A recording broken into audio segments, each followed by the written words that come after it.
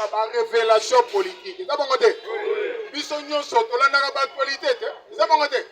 Maintenant on tolandaka est-ce que tu comprends ngo c'est ça le problème. Omoni awa ngana komaka ba thème.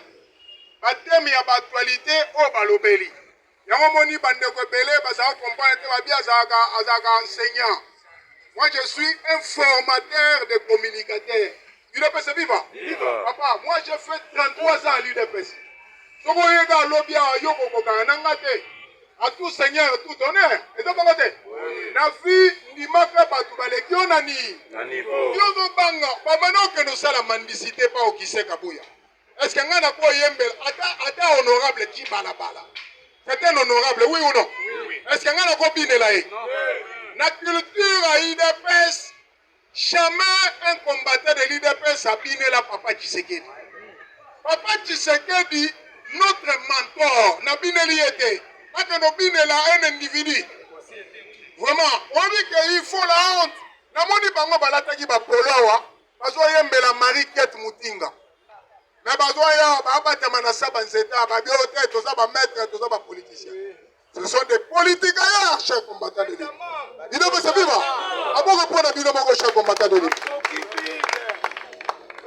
Chers combattants, l'actualité, ça qui toko. Nalina soit 30 minutes. Pour inviter Basebela. Il doit se vivre. Après la présence Paulin, d'ailleurs, il n'est pas un invité, un nouveau. Déjà, il y a Kao. Vous savez comment dire? Ndeko Moussou Pazali, c'est un communicateur. Omoni erbogo so bango ba ye ngape na pe maka. Izabongo te. Na chaîne na biso ba vie combien belé. Luka téléphone Android atoyete kota na chaîne olandaka ba para désolé ka. Même président république alandaka biso. Il a besoin vivre. Ba service baza tout autour ba yoka ka biso. Pour toujours ça la effervescence en politique. Toujours pesa miel mena matoi. Il a besoin vivre. Chers combattants de l'élite, nous d'entrée de jeu, la dossier à Matata Po, Matata Pogno Mapon. Nous se pélarate, n'engabiso to petaka, to peti actualité, mais toujours décortiquer en haut. C'est ça mon côté? Mais qui est Matata Po? Matata Pogno, chers combattants, le professeur Lunda Bouloulou. C'était un éminent professeur. Professeur Nabiso, un publiciste. Na campus, na Inikin. Ebele ba ebi professeur Lunda Bouloloté. Mais nous, quand nous filmons des enfants, des petits gamins, nous avons professeur Lunda Boulou. Lunda Boulou, c'est le tout premier ministre à démissionner pendant le régime de Mobutu. Lunda Boulou, chef combattant, quand il fut premier commissaire d'État, Ayamba Matata Pogno, à l'époque, il portait le nom de Rougené. Il est venu comme attaché d'ambassade du Rwanda. Il est venu. Mais le long, Matata Pogno a changé comme mot. Ayo comme agent à la Banque centrale. A commis dans Seko Sogini. Oui, mais il y a pas comptable. Hein? Beseko, justement. Après Banque centrale, il a créé Beseko. Il est venu. Après, tu es au cas où tu as un avion, oh, mais Katumba Mouake. Le tout puissant Katumba Mouake. Chaque combattant, avion Katani n'a 3 parties. Est-ce qu'on peut imaginer qu'avion Katani n'a 3 parties? Là, le pilote américain va Koufi. Katumba Mouaka Koufi n'a conseillé naé. Mais ma tête à Pogno Abimika a un traumatisme crânien. Il a besoin de vivre. Dans moins de 2 mois, a commis premier ministre et a sali pacte, il y a relâché la cravate à rouge. Cravate à rouge. Il y a montagne. Pourquoi arrêter Narabilo Koana? La politique, c'est la guerre de nerfs, chers combattants. On dit matin, politique, c'est la guerre des nerfs. C'est la guerre des idées. Du choc des idées, jaillit là. Il n'a pas de place parmi les politiciens. Akanisi keza slogan. Alors que Papa Tshisekedi abandonne quoi bisabiso justement. Ce que vous comprenez la guerre de nerfs. Papa, c'est facile. Zonga nanda. Atoza divorcé. Lukata moi c'est fortune. Moi c'est malewa. Moi c'est teka kanguba. Lukaye akoma moi c'est na. Ape soli puta. Ola toko ma chabuku. Coutumier. Maboko pour la bino. Sikoyo chef combattant. Ma tête à pogno. Grâce à vieux Salami. Avieux Katani na 3 parties. Mais ma tête à pogno a survécu. Abimi na traumatisme crânien. Dans moins de 2 mois, a commis premier ministre. Papa, Adama tout. Mais dossier Bukangalonso et Zando. Ndobo et Kanye na Kingo. Chaque combattant, faut pas rester dans la biloko wana. Et ça biloko mikie ne quoi isaka batomine. Surtout ce qu'on a d'Oberman. Un coureur de Chipon. Au monde a momi moroboye yenda rokwa isayo. Il n'a pas sa viva. Il a vu du père ça n'a pas momi abe. Mais kaka momi a militaire n'a quoi isaka David. Et ça bon côté. Dossier Bukangalonso ndobo et kanyi matata po. Matata pogno conseillé par ses avocats. C'est un professeur à moi. J'ai beaucoup d'estime envers lui. Le professeur Nyabirungu Mwenesonga. C'est un grand pénaliste. Il est saviva. Les lois na minute oyo na école à droit. Parmi les pénalistes, il n'y a que le professeur Nyabirungu et le professeur Luzolo Bambilesa. Nazo sabino te chaque combattant. Moi mouké tokoko la professeur Mwanda te boiko te tenge. Il est saviva. Le professeur Mwanda Sakoufa. Mais dans minute dans jargon juridique congolais. Parmi les pénalistes, il y a Nyabirungu et Luzolo Bambilesa. Mais Nyabirungu a bimi fouteur. On a dossier à Matata Po. Dossier Bandaki Bandakala.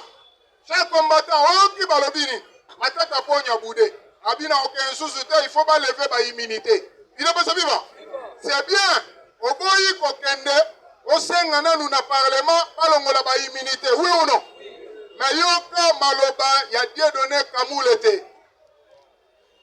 Procureur général près la Cour constitutionnelle. Président, il y a Conseil supérieur, il y a magistrature. Il est pas vivant. C'est que nous avons l'actualité, mais tout expliquer aux combattants, pas qu'on expliquer à la population. Il y a l'opinion dans la rue. Mais la vraie politique, c'est dans les officines politiques. Et d'abord, ils sont sali que politique est comme Elengi. Et d'abord, wana baptême, oh papa Tshisekedi a salaka biso. Après ça, biso communion. Alors, bino, ok, nos commissaires politiques Elengi. Il est pas vivant. Péché, il y a cour constitutionnelle. Alors, biboy. Alors, l'Assemblée nationale. C'est-à-dire, Vital Kamé, il est pas vivant. Mais puis, sont tombés la Kango. Vital Kamé. Alors, l'Assemblée nationale n'a aucune position sur le dossier Matata Po, dossier Bukangalonso. Non, non, c'est évident. Vital Kamé, c'est un économiste. Matata Po, nous avons un père économiste. Si vous êtes économiste, vous avez la imbrication. Parce que l'enjambement, parce que l'empiètement sur un domaine qui leur échappe. Et là, et puis si bango boulouye, chamboule côté chaque combattant. Papa qui sait que dans le baki à chaque homme son art. Mutuna arna. Si quand biso ba politicien na arna biso politique. Si quand pe bato pe baza na domaine na bango, baza la pe ba mettre arna ba. Mais comment? Yolingo c'est la imbrication. Yolingo c'est la enjambement. Yolingo c'est la mettre dans le domaine. Et ça l'a gâté, chers combattants. Et ça t'en oui. Voilà. Si vous avez donné Kamoulete à ABC, Assemblée nationale. À ABC, pas journaliste. Alors, Bibotika Biloba Loba. L'Assemblée nationale n'est impliquée en rien. Dossier Matata Pogno est concerné l'Assemblée nationale. Hein? Pour dossier on est Bandaki Bandakala. Et ça, il est vivant. Il Yangono, Dieu donné Kamoule Talobia. Papa, yo matata pogno comprenaki te. Loko salité tu dis. Bilegobi. Boyebi kodia salobi matata pogno a séché. Oui. La justice, vous êtes libre. Audience César public, solennel. Oya, mais tu étais déjà informé, oui ou non? Oui. Si vous y été, et la faute à et la faute na yamoko. Andeko balobia, ba Philippane. Balobia te, matata pogno ba condamné na nouté. C'est le procureur général et la Cour constitutionnelle qui a requis. Le procureur général a requis. C'est-à-dire, réquisitoire naïe. C'est lui le défenseur de la société. Naminito, c'est le défenseur de la République. Moutou, Azoko Funda, Matata Pogno devant la Cour constitutionnelle, c'est le PG près la Cour constitutionnelle. En l'occurrence, PG Dieudonné Kamoulete. C'est bon côté? Oui. Alors, dit que pour Nanga, péché, il y a Cour constitutionnelle. La monique Penou est valable pour Matata Pogno, il y a 20 ans. Est-ce qu'on l'a dit bien? Oui. Donc, Matata Pogno, il faut mettre avant. Et Tigali Sigo, Cour a examiné. Mais dans la minute, que la Cour prendra la décision les 5 mai. Il ne peut se vivre. Donc, c'est que le dossier est déjà en délibéré. Est-ce qu'on l'a dit bien? Après réquisitoire, il y a parquet, il y a OMP, dossier en délibéré, décision à Cour constitutionnelle et Kobima le 5 mai. Est-ce que Matata Pogno a causé l'impini? Jamais. Il ne peut se vivre. Chaque combattant, Batouana, Barenyaki, Narenya, Kabila. Sous Kabila, il n'y avait que l'impunité. Papa Tshisekedi Alobaka Boye. En Afrique, on dit, un poisson ne commence jamais à pourrir à la queue, mais c'est plutôt à la tête, chers combattants. Système kabiliste, et ça qui pourrit à partir de la tête. Kabila est mon coach, chers combattants. Il n'était pas passé dans le syllabaire. Kabila a appris l'éducation par rattrapage, chers combattants. Yango Boyoki, Maître Jacquemin a sanctionné PPRD. Il a besoin de vivre. PPRD est une personne morale. Mais ils ont représenté, incarné dans ma personne physique. Mais Moutoli Bosso, où ils ont représenté PPRD Zanak. C'est Joseph Ka. Christopher Politika. Yango on a le col à bêtiser. Le col à Kagame. Noba Kamere. Noba Barbaran Zimbi. Il a besoin de vivre. Bango Nyoso à laquelle va faire sanctionner les PPRD. Il a besoin de vivre. Bango pour la vie de mon cher combattant de vie.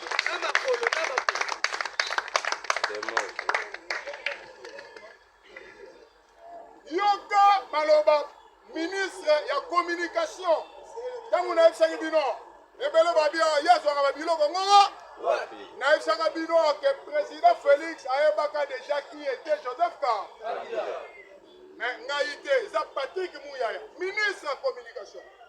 Alors, le vrai problème, ce n'était pas que Kabila aille à Goma ou n'aille pas à Goma. Alors, nous savions, Wana ministre de la communication, porte-parole au gouvernement. Alors, le gouvernement congolais savait déjà que c'est Kabila qui était le vrai responsable du M20. Et toi?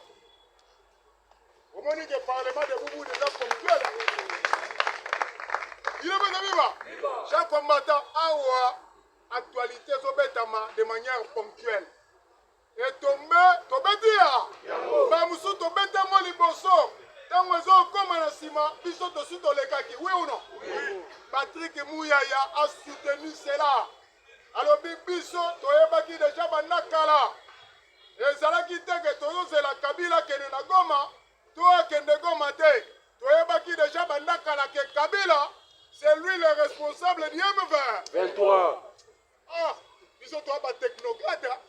Il a besoin de vivre. Ah, mais comment?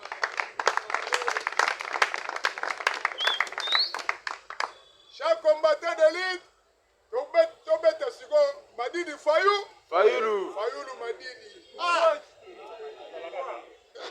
naokelake mawa cher combattant oyebi politike biso obetaka lukuta ezalaka te soki okutai na moto ya lukuta fo bete bashikote na bafese ezobongo te papa Fayulu qui est Fayulu awuti wapi Le Cameroun. c'est un parvenu cher combattant Martin Fayulu tala kabunda osala manifestation na ye ya 3 ans na ye soki okende limete okutala madidi Fayu Namoni wana na leki azara. combattant nga nawuti limete Ngaba yazaki wana. j'étais au parquet général namoni nga teke Fayulu pato koya Awa. Fayulu mpangistane ya jamais regard Kabundu. mais est-ce qu'un vrai idépécien a quoi soutenir Kabound Kabound chaque combattant il faut retenir Kabound a lézardé notre parti. Il a mis notre parti sur le pavé. Comment Moutapé sur combattant Moussalate? En plus, il a trahi notre parti. Et d'abord, bon, a commis une opulence, a commis une notoriété, il a contraigné foule ou en andengani. Ce qui m'a monté. Est-ce que tu as mis tout dans la tête? Il est pas Jésus alobaki bayebaka nzete na mbuma na ya. Mais comment nzete et produire bambuma te? Mais batu baye ebele na sa nzete. Bazolukani? Soki mbuma eza te, est-ce que batu baye na sa nzete? Loba baya obata moi. Mais soki eza neti na poto, moi ezalaka ndenge ya biso awa te. Est-ce que batu baye atona na sa nzete? Non. Batu baye kapeme na nzete. Pour pas demander mou, mais yo produire moumaté, on doit réunir bateau belé, c'est que autant moussi là. Et d'abord côté, naï sarabino, Kabunda, Nenge Kabila Yaka na Congo, président de la RDC par accident. Kabunda aussi a été par accident secrétaire général à la tête de l'UDPS. Oh, papa, c'est le plus piètre de tous les secrétaires généraux. Il a pas vivre. À chaque homme correspond son vocabulaire. Moi, je dis des choses telles que ça est. Il a pas vivre. Si vous s'appelez, il ne vous mettez pas. Madidi Fayulu, Boyoka Fayulu. Fayulu piqué par une mouche. Fayulu à l'obiboy. La coalition Lamouka rejette la déclaration conjointe. Ici, des négociations directes entre le gouvernement congolais et le M23 à Doha. Il doit mettre vivant. Est-ce que vous comprenez? Est-ce que vous comprenez? Ma solo est à qui na Doha. Ma solo est à qui entre le gouvernement congolais et M23. Et d'abord, devant l'émir du Qatar. Sigoyo, déclaration conjointe de Salamaki. Chaque combattant, Bissowa, moyen de voiler malobésate. C'est États-Unis d'Amérique, ABC na émir à Qatar. Lorenzo Adokokate. Ils ont récupéré ma soloa. Parce que Kagame a beaucoup investi là-bas. Kabila aussi a beaucoup investi là. Ou non, Bamouyi Biamissi, Émir Akata a récupéré ma solo. Ayo Kanisa Bango. Bino, vous avez qui va dentiste. Vous avez la dialogue. Papa Tshisekedi Lobaki, ces opposants là, ce sont des partis alimentaires, des partis de mallettes qui attendent des dialogues pour réclamer des paix. Si vous dialogue est Fayulu, Naba Seniko, Naba SSC, c'est la dialogue pour un nouveau pacte social. Mais les États-Unis, parce que Trump à l'Obaka, au Congo, il n'y a pas d'opposants. Opposants, il n'y a que des chiens et des bêtes sauvages. Il ne peut se vivre. Trump à l'Obaka, il y a un Trump à l'Obaki, Makamou, un nouveau pacte social, les gens. Exacté. Makamou, un dialogue, les gens. Exacté. Président Félix. Yokana Nubatuana, Toye Baba réclamation là-bas. Jean combattant, Bakekuna, Bakomo réclamé, on va libérer biso 700 personnes. Il ne peut pas vivre. Chers combattants, Bolanda très bien. Moi, je n'ai pas besoin de vous dire à l'excès. C'est ça, bon côté? Bango va réclamer, le gouvernement congolais a livré Bango 700 personnes au bazar qui détenues par Nabiso. Oui ou non? Oui. Mais vous vous souvenez, Nakoma, qui est réservé, côté à la localité, où M23 est occupé. Babomi, ba Congolais, ba Koutina, ba fausse commune, chers combattants. Maman Soumi, maman Thérèse Kayikwamba, à l'obéli na conseil à sécurité. Alors que Batouana va prétexter que guerre est allée, mais guerre est allée. Et FARDC a occupé ma position. Mais Bango Balobi que guerre est à côté kuna. Nous avons gagné, Bango ne pas au bomba civil, pas au bomba paisible citoyen congolais, en violation du droit international humanitaire, en violation du droit de la guerre. Il est pas vivant. On dit que même Bitumba, Yaminuki, et ça n'a pas de droit. Est-ce que vous bien? Mais il faut que la droite. Vous voyez que Batouana, qui mal intentionné. Si vous avez réclamé, puisque vous avez respecté le droit à Batou, vous avez Batou, vous avez réclamé Batouana vivant. Mais par contre, vous avez mis les Congolais. Ce qui est déclaration finale et salami, c'est grâce aux États-Unis. Il y a eu la déclaration de Massa de Boulos. Après si Twitter à partir des États-Unis. Alors, Biboé, Rwanda, Kagame, retire tes forces du Congo sans condition. Il est pas vivant. Son balobi retirer les militaires sans condition. Est-ce que vous êtes sous la condition qu'on fait ça? Retirer de ma force là. C'est ce qui a été dit. Il y a un boyoki que Rwanda a commis une déclaration finale.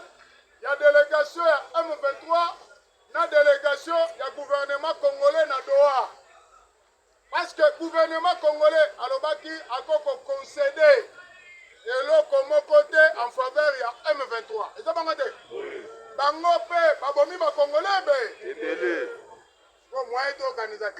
Les États-Unis ont dit, masolo anesi. Déclaration finale, salami. Tobete la présidente Félix Mabo Roche.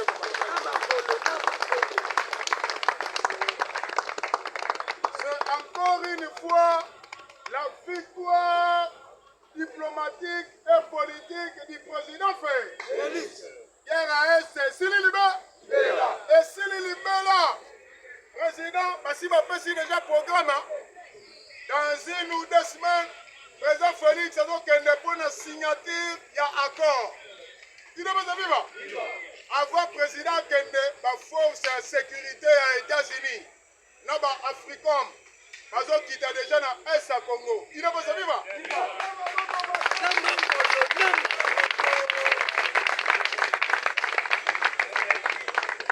Yo, Fayoulou, Papa Tshisekedi dans le Baki, un vrai politicien comprend la politique à travers le signe d'État.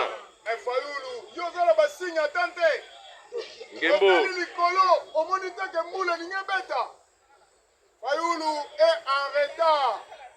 Peter Pam a Ebisaka Martefa. Alors, toi, à partir des États-Unis, nous avons constaté que tu as une identité floue. Il ne peut pas vivre. Parce que Bayaka, surtout Bazarana San, c'était Kuna. Identité floue. Il ne peut pas vivre. Identité floue. Identité floue. Et puis, à ABC Bangalabini, à ABC Fayoulou a dit parce que tu as une identité floue, tu ne pourras jamais diriger le Congo. Le Congo. Si Fayoulou a donc réclamé, alors bien non, déclaration finale, bino au Sali. Na biso la muka to kondimango kaka soki dialogue salami. Toki. C'est mort. Il ne veut pas vivre. Fayoulou a que nous réclamer dialogue politique na Cameroun, au Sénégal. Ou bien au Sénégal, oui ou non? Oui. Mais dans le Congo, il a une identité floue. Il ne pourra jamais diriger le Congo. Le Congo.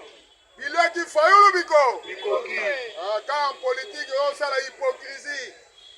Atigeli yo. Soko zolena muto soni. Tigela ye. Yata bangote. To tigeli ye sani. Mais Fayoulou atigeli na sani yemo. Ata soupu pesa tese silagi.